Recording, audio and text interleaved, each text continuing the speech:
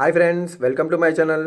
నేనైతే ఈరోజు మీకు మడివాళ్ళలోని స్టీల్ షాప్ చూపిస్తానండి. ఇది స్టీల్ షాపే కాదు, ఒక చిన్న మినీ సూపర్ మార్కెట్ అని కూడా చెప్పచ్చు. ఎందుకంటే ఇక్కడ దొరకని వస్తువు ఉండదు, అవైలబిలిటీ ఇంకోటి చీప్ అండ్ బెస్ట్ ఉంటుంది. ఎవరైనా మడివాళ్ళ మారుతి నగర్లో ఉంటే మాత్రం ఈ షాప్కి రాని వాళ్ళు పర్సన్సే ఉండరు.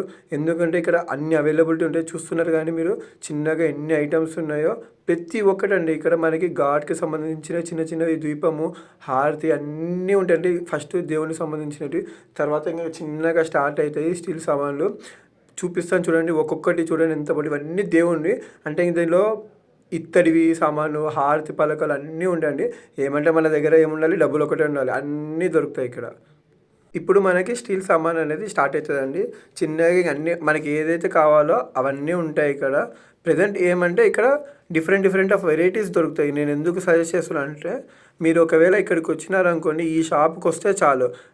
స్మాల్ థింగ్స్ అంటే ప్లేట్, గ్యాస్, స్పూన్తో పాటు ఇక్కడ మనకి టేబుల్ ఫ్యాను, కూలర్ అవి కూడా దొరుకుతాయండి. చిన్న చిన్న ప్యాన్స్ కూడా ఎట్లా అంటే నాన్ స్టిక్ ప్యాన్స్ ఉంటాయి, నార్మల్ అల్యూమినియం ఉంటుంది, స్టీల్ ఉంటుంది.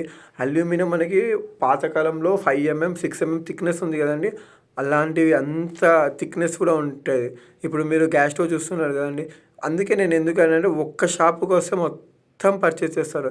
మనకి ఇంకా ఇక్కడ డిఫరెంట్ టైప్స్ ఆఫ్ గ్లాసెస్ ఉంటాయి, మిల్క్ ప్యాన్స్ ఉంటాయి. నేను యాక్చువల్గా వచ్చింది కొన్ని ఐటమ్స్ కొందామని వచ్చాను, మిల్క్కి పాత్ర తీసుకుందామని, ఇంకా చూపిద్దామని. మీకు ఒకసారి బెంగళూరులో ఒక షాప్ ఎలా ఉంటుంది, ఎంత పెద్దగా ఉంటుంది, వాళ్ళది ఏమంటే మెయిన్ బెంగళూరులో బిజినెసే కదండి.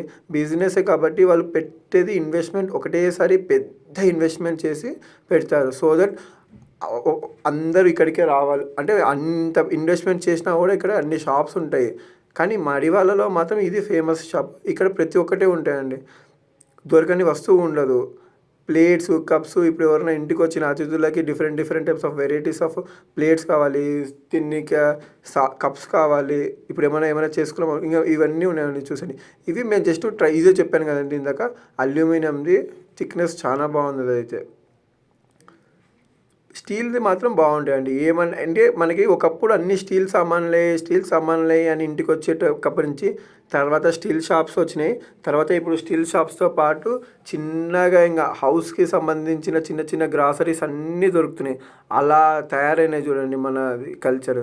మీకు కానీ నా వీడియో నచ్చినట్లయితే నా వీడియోని లైక్, షేర్, కామెంట్, సబ్స్క్రైబ్ చేయండి. Thanks for watching my video.